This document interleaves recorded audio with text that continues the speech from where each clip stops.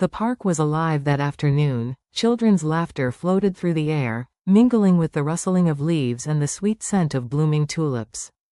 Parents sat on benches, chatting idly as kites swayed against the wide blue sky. But at the edge of it all, half hidden under the shade of a maple tree, sat a boy who didn't laugh, didn't play, and didn't run. His name was Ethan Whitmore, and his world was smaller than most, contained within the frame of his sleek black wheelchair and the quiet sketchbook balanced on his knees. At 12 years old, Ethan's eyes held both wisdom and weariness. His father, Richard Whitmore, was one of the wealthiest men in the city, a billionaire whose empire stretched across industries Ethan barely understood.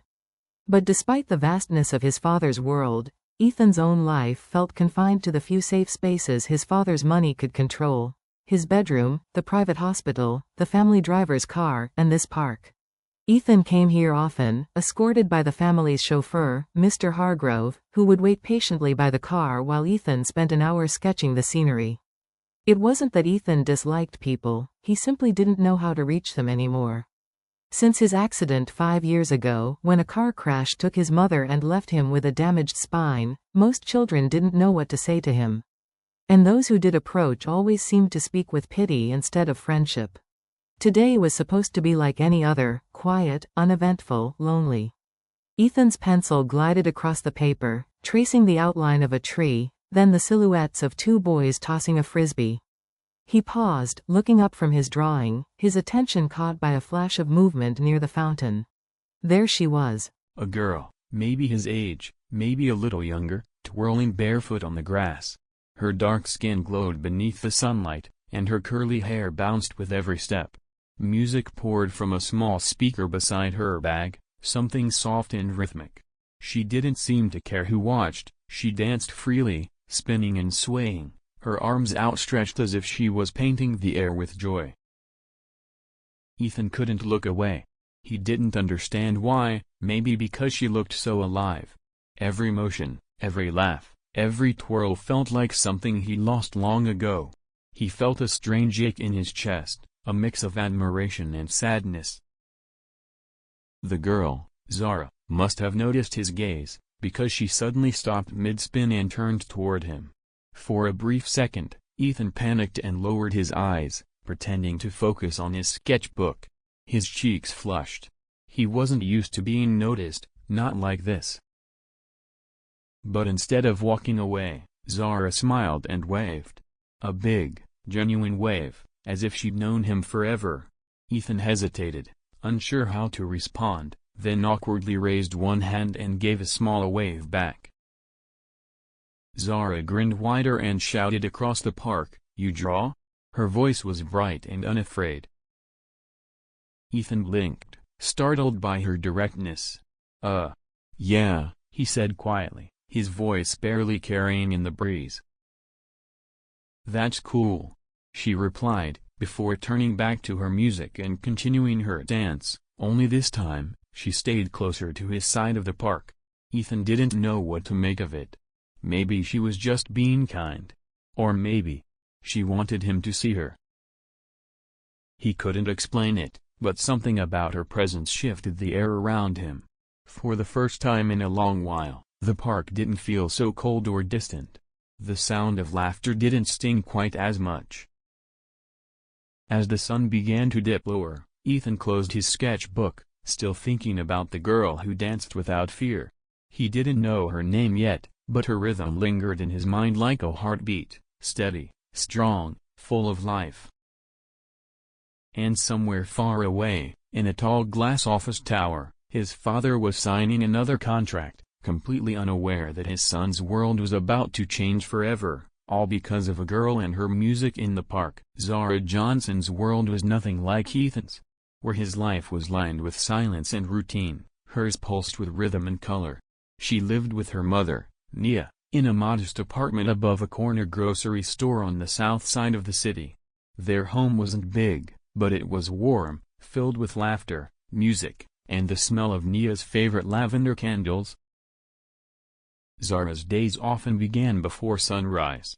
Her mother worked long shifts as a nurse at the city hospital, sometimes leaving before Zara woke up. But before every shift, Nia would whisper the same words over her sleeping daughter, "Shine bright, baby girl. The world can be tough, but you're tougher." And Zara believed that. She had a spirit that refused to break, even when life seemed unfair. Money was tight, the apartment sometimes too hot or too cold, but music was always free. It poured through her headphones, through her heart, through her limbs. She danced to everything: pop, R&B, jazz, gospel. When the world got loud or cruel, dance helped her breathe again. That's how she found the park. It was her stage, her peace. Every afternoon after school, Zara carried her little portable speaker and practiced on the open grass. She didn't have a studio or fancy mirrors, but the wind was her partner, and the earth beneath her feet was her audience. People often stopped to watch, sometimes clapping, sometimes recording her on their phones, but Zara didn't care about attention. She danced because it made her feel free. That day, as she twirled near the fountain, she felt a pair of eyes watching her. It wasn't the usual curious gaze of strangers, it was softer, more hesitant. When she turned, she saw him. A boy, sitting quietly in a wheelchair beneath a tree, sketching something in his notebook. He looked fragile, pale, like someone who'd spent too long in the shadows. For a moment, Zara hesitated. She'd seen kids in wheelchairs before, but something about him felt lonely. Not the kind of loneliness that comes from being alone, but the kind that seeps into your bones because no one sees you. She smiled at him instinctively, the way her mother always told her to greet the world, with kindness first. But when he quickly lowered his head and pretended not to notice, her heart squeezed a little. Most people who watched her dance reacted with excitement or curiosity. But this boy's look had been different. It wasn't pity. It wasn't judgment. It was almost like longing. Like he wanted to join in, but something held him back. So Zara made a decision. She wouldn't let that silence stay between them. The next afternoon, she returned to the park, her speaker in hand, her heart light and determined. She spotted him again, same place, same tree, sketchbook open. "Hey, artist boy," she called out, grinning. Ethan looked up, startled. No one had ever called him that before. "Me?" he asked, pointing to himself. "Yeah, you," Zara laughed. "You're always drawing me. Thought I should at least introduce myself." She walked closer, her curls bouncing as she spoke. "I'm Zara." He hesitated, unsure how to respond. "I'm Ethan." "Nice to meet you, Ethan." She smiled brightly, glancing at his sketchbook. "You're really good. I saw one of your drawings yesterday. You made me look like I belong in a magazine." Ethan's face turned pink. "Oh, I didn't mean to, draw you without asking." She waved a hand dismissively. "It's okay. Artists are supposed to see beauty where others don't, right?" Ethan couldn't help but smile for the first time in days. There was something disarming about her, no awkward pauses, no pity in her tone, just pure friendliness. As Zara set her speaker down and began to dance again, she noticed Ethan watching with that same quiet fascination. But this time, instead of looking away, he stayed. And somewhere inside him, something began to shift.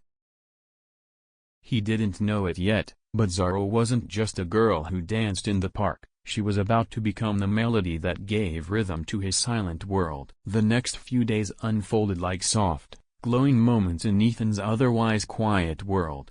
Every afternoon, when the sun began to lower and cast long golden shadows across the park, Zara would arrive, her small speaker tucked under one arm, her smile bright as summer itself. And somehow, as if by some unspoken promise, Ethan would be there too, under the same maple tree, sketchbook in hand, pretending to draw while secretly waiting for her. At first, they only exchanged a few words, casual hellos, light teasing, the occasional laugh. But slowly, the silence between them began to dissolve. Zara's laughter filled the air like music itself, And Ethan, shy but curious, found himself wanting to talk more. He told her about his drawings, about how he liked to sketch people when they weren't looking, because that was when they seemed the most real. She told him that dancing was the same, it's about moving when no one expects you to, she said, because that's when your soul's honest. Ethan thought about that for a long time.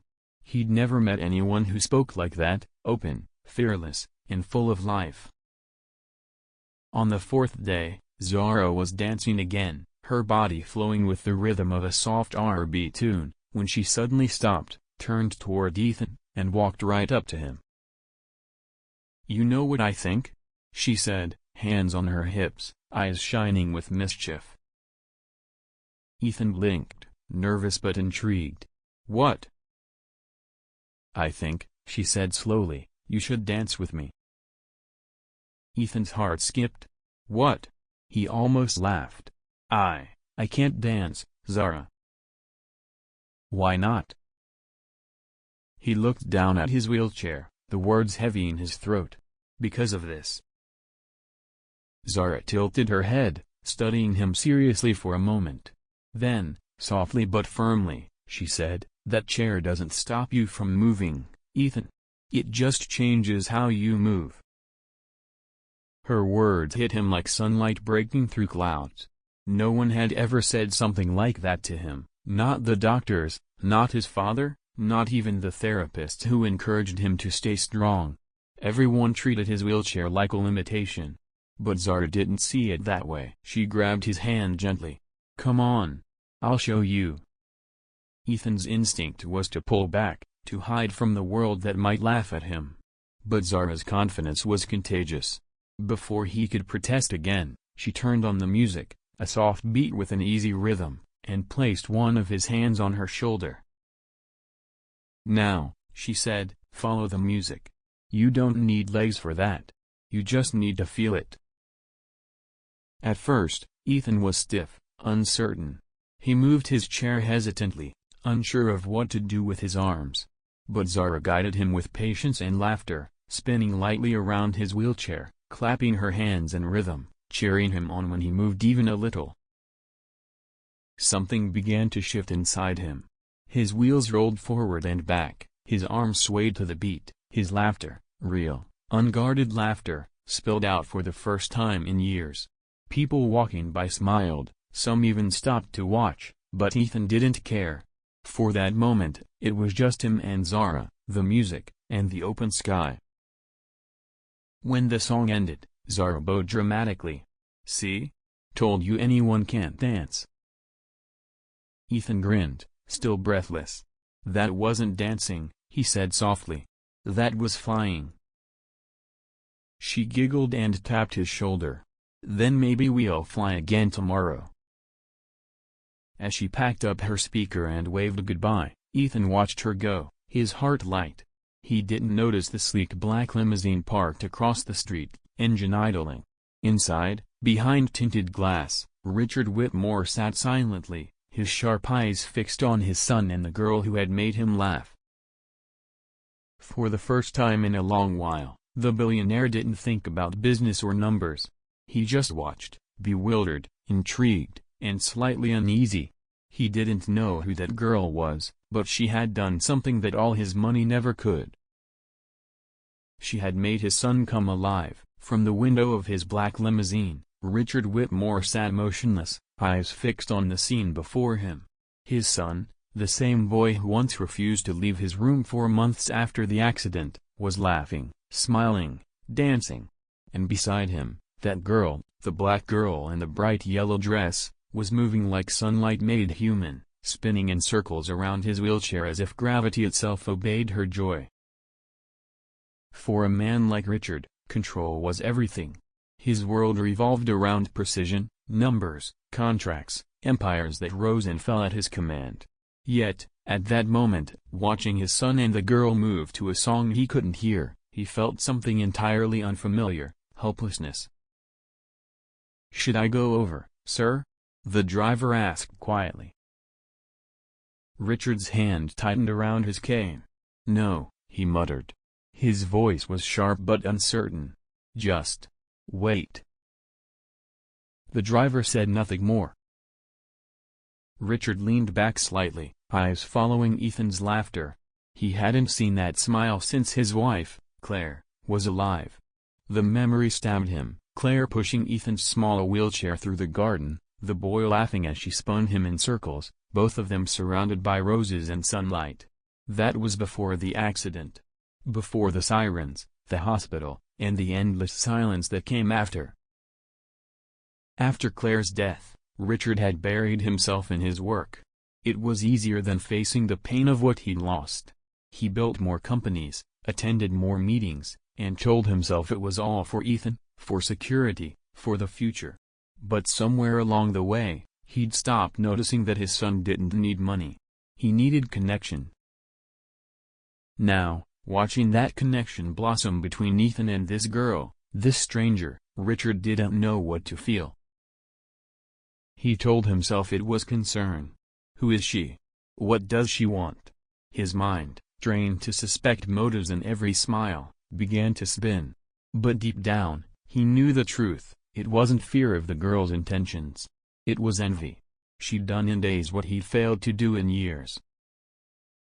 As Ethan and Zara laughed, spinning through their improvised dance, Richard felt a tremor in his chest, part ache, part awe. When the song ended, Zara clapped, bowing playfully, and Ethan's face shone with genuine joy. Richard almost smiled. Almost. But the sight of his son's happiness, one he hadn't been able to give, stung too much. He cleared his throat. "Let's go," he said quietly to the driver. "Yes, sir." The limousine pulled away slowly, leaving the park behind. But Richard's mind stayed there, haunted by the soundless image of his son's laughter. That night, at the mansion, the silence returned. Ethan was already asleep when Richard passed by his room. For a moment, he lingered at the doorway, watching his son's peaceful face. On the bedside table lay Ethan's sketchbook, open to a new drawing, Zara dancing, her curls flying, joy spilling across the page. Richard stared at the sketch for a long time. The lines were soft, full of life. His son had captured her energy perfectly. She looked free. He closed the sketchbook gently and walked to his study, where the city lights gleamed like jewels below. His reflection in the glass looked tired, older than his 52 years. "What's happening to me, Claire?" he whispered to the empty room. "Why can't I stop thinking about that girl?" But the truth was simpler than he wanted to admit. Zara represented everything his world had forgotten: warmth, empathy, courage. And she was reaching his son in ways he never could. For the first time in years, Richard felt a flicker of guilt, not just for being absent, but for allowing his grief to harden into pride. The next day, he found himself canceling a meeting and driving back to the park, just to watch again. He told himself it was to make sure Ethan was safe.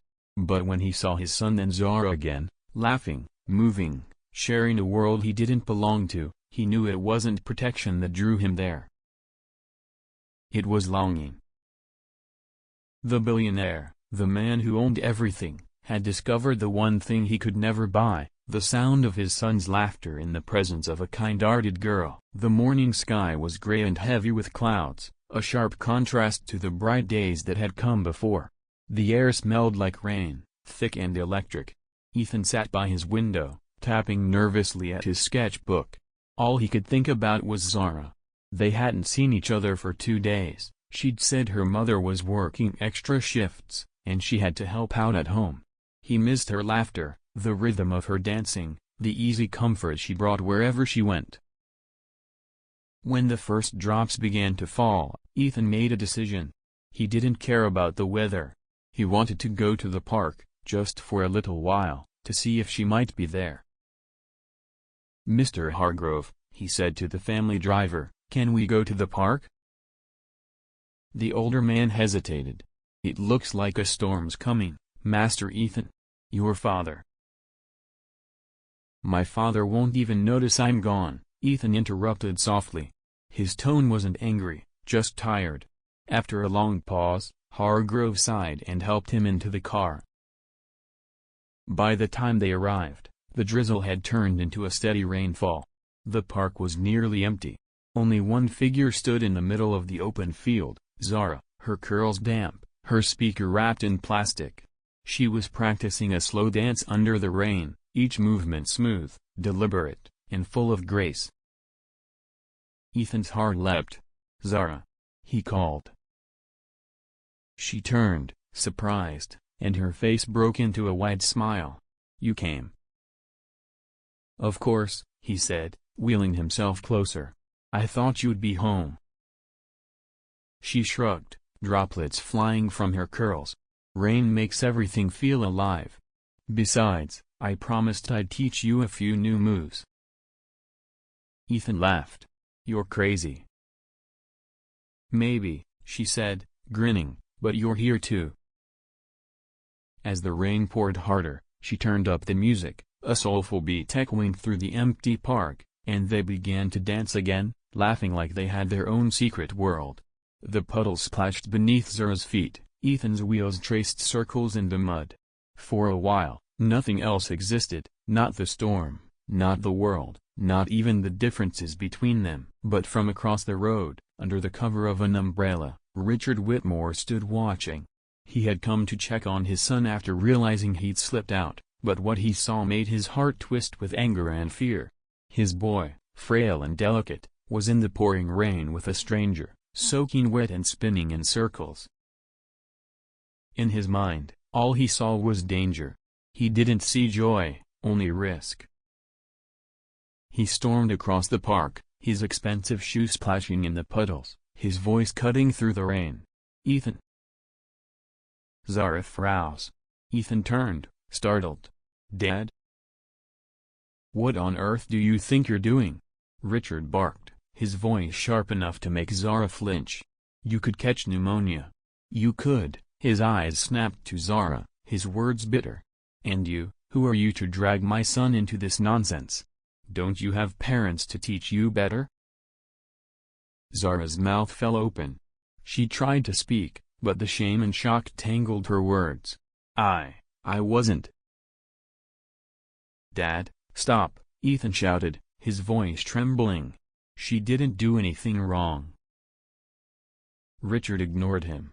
"Go home," he said harshly to Zara. "And stay away from my son." Tears welled in Zara's eyes. She nodded silently, grabbed her speaker, and ran through the rain, her small figure disappearing behind the trees. "Dad," Ethan whispered, his throat tight with anger and heartbreak. "How could you?" Richard turned toward him, but the fire in his eyes faded when he saw his son's expression, the same mixture of pain and disappointment that once filled Claire's eyes when he worked too late. "Ethan, Just go," Ethan said, his voice trembling. "You ruin everything good." The words hit Richard harder than any business failure ever could. That night, the house was silent again, but it was no longer peaceful. Ethan locked himself in his room, refusing dinner, ignoring his father's apologies through the door. In the quiet that followed, Richard sat in his study, his reflection dim against the storm-dark window. He realized that his anger hadn't come from fear for Ethan's safety, it came from fear of feeling again. That girl had broken through walls he'd built so high, and he'd lashed out the only way he knew how. Now, he'd not only hurt her, he'd hurt his son too. As thunder rolled in the distance, Richard whispered to the empty room, "What have I done?" He made a promise to himself then, tomorrow, he would make things right. No excuses. No pride. Just the truth. The morning after the storm was still and heavy, as if the world itself was ashamed of the noise it had made the night before. The sky hung gray, and the streets were slick with rainwater.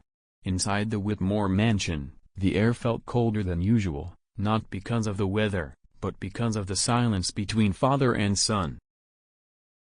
Ethan hadn't come down for breakfast. His untouched tray sat outside his bedroom door. When Richard passed by, The sight of it twisted his gut with guilt. He wanted to knock, to say something, but every time he raised his hand, words failed him. He'd spent most of the night replaying the scene in the park, his own harsh voice echoing in his mind, the way Zara's face had fallen, the way Ethan's laughter had vanished. For once, he didn't feel powerful or righteous. He felt small. Finally, as the clock struck 9, Richard made a decision. He told Mr. Hargrove to prepare the car. "We're going to find the girl," he said simply. Mr. Hargrove hesitated. "Zara, sir?" Richard nodded. "Yes. I owe her an apology, and my son deserves one too." It took some asking around and a few phone calls before they found the small apartment complex where Zara lived. The building was old but tidy, with flower pots lining the windowsills and children's bicycles leaning against the fence. It was a world far removed from the marble floors and glass walls of Richard's estate. He took a deep breath before knocking on the door. A moment later, it opened, revealing a woman in her late 30s, her hair tied back under a scarf, her eyes tired but kind. "Can I help you?" she asked cautiously. "Yes," Richard said, his voice quieter than usual. "My name is Richard Whitmore. I'm Ethan's father." Her expression shifted, surprise, then recognition, then guarded calm. "You're the man from the park," she said. He winced. "Yes. I came to apologize, to your daughter, and to you. I was wrong." For a moment, the woman said nothing.